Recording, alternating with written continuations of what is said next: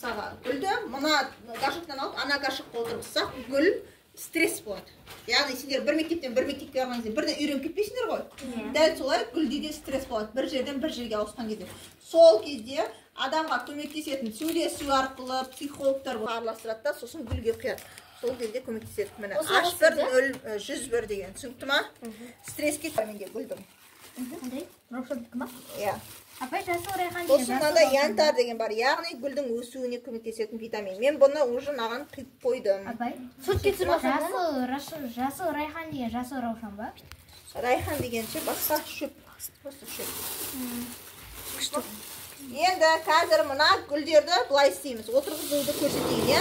Апай. Бір гүлді ғана көрсетейін, жарай ма? Апай. Мына жерде мысалға мынаның горшогы дұрыс емес, мынаның горшогы дұрыс емес. Горшоктарыңды ауыстырасыңдар, бірақ гүлдерің өсе береді. Түсінікті ма? Горшогым ауысып кетті, ана горшок менікі деп қылып қалып жүрмеңдер, жарай ма? Бір-бірімізкімен ауыстырамыз, а? Ауысып кетеді, иә. Так, былай. Мысалға мынау өзінен үлкен горшокта тұр.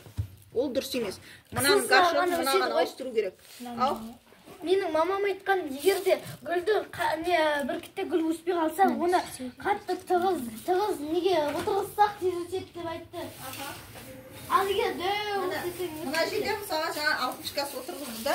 Енді мынау мысалға өзіңнен үлкен. Егер сен берсең, мына горшокқа мен ауыстырғым келіп тұр.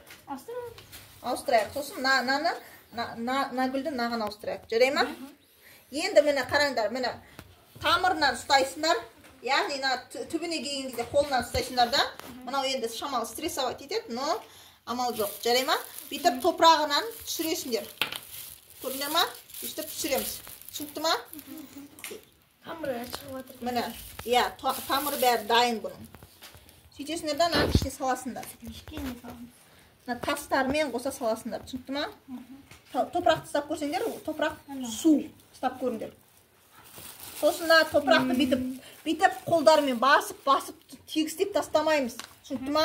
Өйткені ауа жетпей қалады бұған. Міне өстесіңдер да, просто так аласыңдар да саласыңдар. Түсінікті ма?